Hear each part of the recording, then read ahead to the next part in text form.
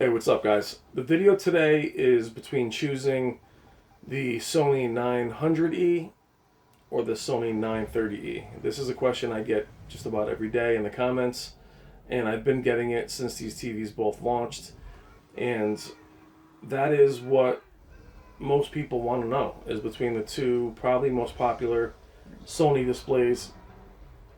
Which one should you choose? Is it worth the extra money to go for the Sony 930E over the very popular 900E? Now, what was interesting about this question a few months ago, or when these TVs launched, is that the Sony 930E was priced between $1,000 and $1,200 more than the like-sized Sony 900E variant. And being that it was more expensive by that much and was edge-lit, really didn't make a lot of sense to people. I think everyone was confused, thinking the full array 900E should be placed higher and the edge-lit display would be lower end. When in reality, the Sony 900E is either entry to high-end or high-mid, however you feel, and the 930E is really the first tier of their high-end line, with the 940E and the A1E, and then the Sony Z9D. What's interesting is the Sony 940E is full array, and then the Sony 930E is edge-lit. Now, why did they do this? To be honest, in my opinion, the 930E has a tremendous edge-lit backlight, which works a lot like a full array, but I'm fairly certain at 75 inches that becomes much harder to control. With my experiences of last year's Samsung line, which were very similar to the 930E as far as its high peak brightness, it's very difficult to control that kind of peak brightness on an edge-lit at 75 inches. So I'm pretty certain they kind of stopped at 65. So you have the 55 and the 65. Those are the two sizes that are available. Sony 930E has between 14 and 1600 nits of peak brightness. And like all Sony displays, it's sustainable peak brightness, which is important. It doesn't dissipate over time. And it has the Extreme 1 chip, which also has better upconversion of 1080p content, as well as being upgraded to Dolby Vision, which should be coming before the end of the year. Those are the advantages over the 900E. The 900E does have its own advantages in the simple fact that it's a good deal cheaper. It's also full array backlight, keeps blooming and flashlighting to a minimum, or there shouldn't be flashlighting at all. It also has slightly better motion than the 930E, not by a ton, but slightly better pixel response, which helps with video games and fast-moving animation. However, the 930E has excellent pixel response as well, so I can't really knock it for that at all. So the question has always been, is it worth the extra $1,000 or $1,200? In my opinion, the answer was always yes. I always thought the 930E had that jaw-dropping peak brightness. Both displays are 120 hertz. They both have 120 FPS motion, or 120 FPS resolution if you wanted to play PC games on it. Their input lag is somewhat similar. The 930E has a higher 1080p input lag of 40 milliseconds, and then it has a much lower input lag of 20 milliseconds in 4K. With HDR, the 900E actually has a higher input lag at 30 milliseconds with HDR enabled, 4K, 1080p across the board. It's interesting that the 930E's input lag is higher at 1080p. If you're playing only at 1080p, that might be a concern. I played them both, and to be honest, input lag isn't all that important to me as long as it's in that 30 window. The 40 milliseconds to me doesn't concern me. I've tried it, but going forward, 4K is what's more important, and the 930E actually has a much lower input lag.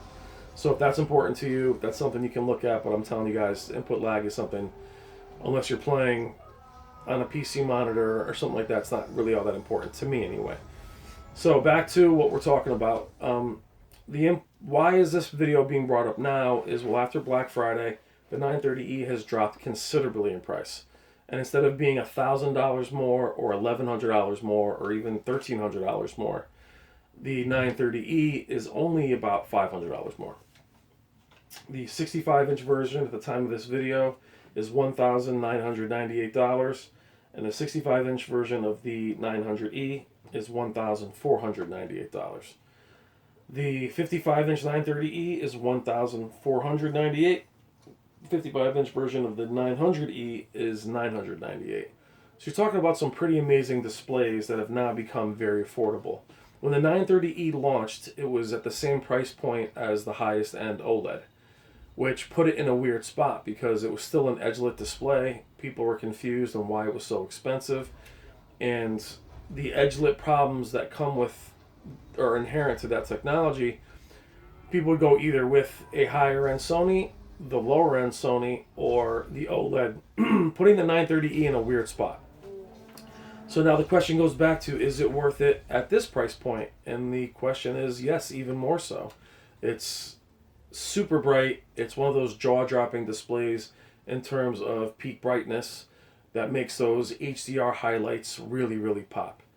Now, the 900E is also very bright, excuse me, depending on what numbers or which panel you have. That goes between 900 and 1,000 nits. So it's not a slouch there.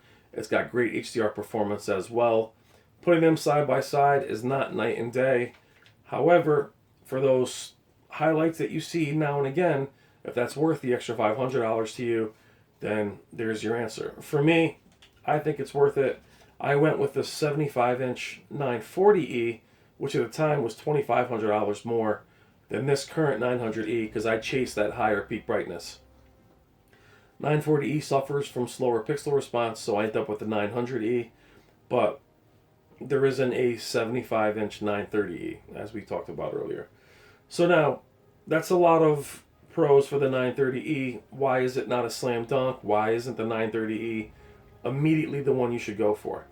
Well, before I get into that, there are 3 YouTubers that you should talk to or check out on their channel. Next Gen Tech, Dat Beastly Boy, which is DAT, Beastly Boy, and Fade to Black. Fade to Black had the 930E, got rid of it. Next Gen Tech has amazing videos that show the 930E in all its glory, and that Beastly Boy has videos on his channel as well that show the 930E. So after you see this video, check those guys out, and you can see the 930E from people that actually own it and love it and have more footage of it playing. So, is the 930E worth it? Why is this not just an easy answer? Well, the 930E being edge-lit is a huge chance. With the panel lottery being such a prevalent part of buying displays these days, the 930E is victim to edge-lit bleed and severe flash lighting simply because of how bright the display gets. You're going to experience blooming in the black bars almost no matter what, simply because of how bright it is. That is completely normal. The edge-lit bleed and flash lighting, as we've talked about in this channel before, is not normal, but it is a risk you run on purchasing the edge-lit display. And other than the slightly better motion on the 900E, plus the 900E has the X1 chip, but it's not the extreme chip. What I should have said before is the 900E will not be upgraded to Dolby Vision, and its upconversion, while stellar, is not quite as good as the 930E.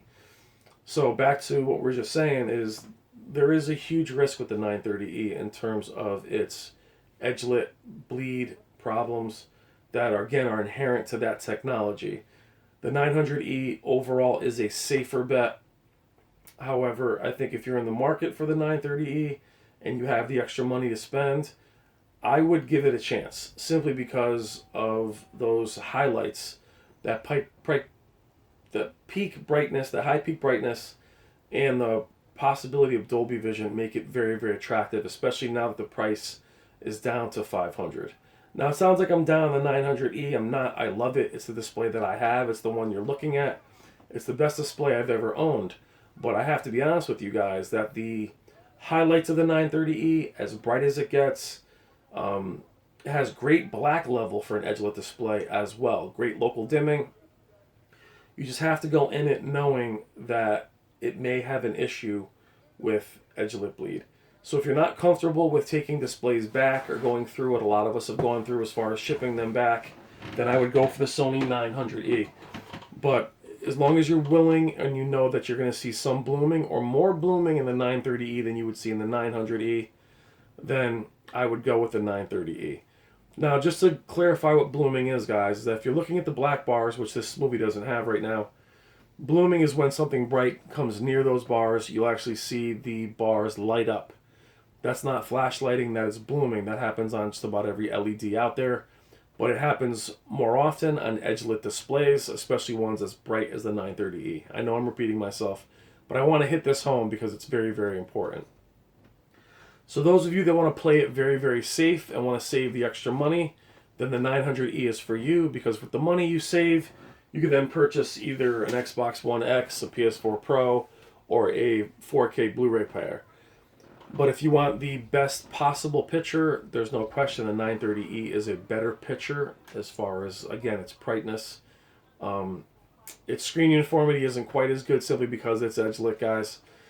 But I feel that the 930E is the more spectacular, more brilliant choice. The 900E is kind of your go-to. You know, there's very little risk in purchasing it. It's great at everything. Now, a more interesting debate for me goes where the only way the 930E actually loses to the 900E is if you go with a 75-inch 900E. But here's the problem with that, is that the price of the 900E is now at 75 inches between $700 and $800. So now that price point jumps even further. So going like for like, in my opinion, the 930E is worth the extra money for high peak brightness. The chip alone, with its up conversion, as well as its processing, and as well as the possibility of Dolby Vision, for me, puts the 930E of like size ahead of the 900E. And honestly, guys, you can't go wrong with either display. I love the 900E, but I have to be honest, when you see the 930E in action, it's gorgeous. It's jaw-dropping. Just be aware of that one caution that I have to say to you guys again. Edge-lit displays are just a little bit scary to deal with. The panel lottery is real. So just if you buy the 930E at these great prices, I'm just telling you to really be diligent, be your own advocate, and make sure that that display does not have edge-lit bleed. The 900E, depending on the panel lottery, has problems as well, but it's just a much safer bet, and it's much cheaper. So if you're only on the budget, you can barely afford the 900E. The 900E is don't stretch yourself. That's the one you should get. But if you have the extra money and you don't mind spending it, to me, the peak brightness and the chip are worth the difference. I'm sorry, I know the video is a little bit repetitive, but this is a very talked about question and one that you guys are commenting on. I want to be as thorough as possible, and that's kind of where I stand. 930E versus the 900E at the exact same size. The 930E is better.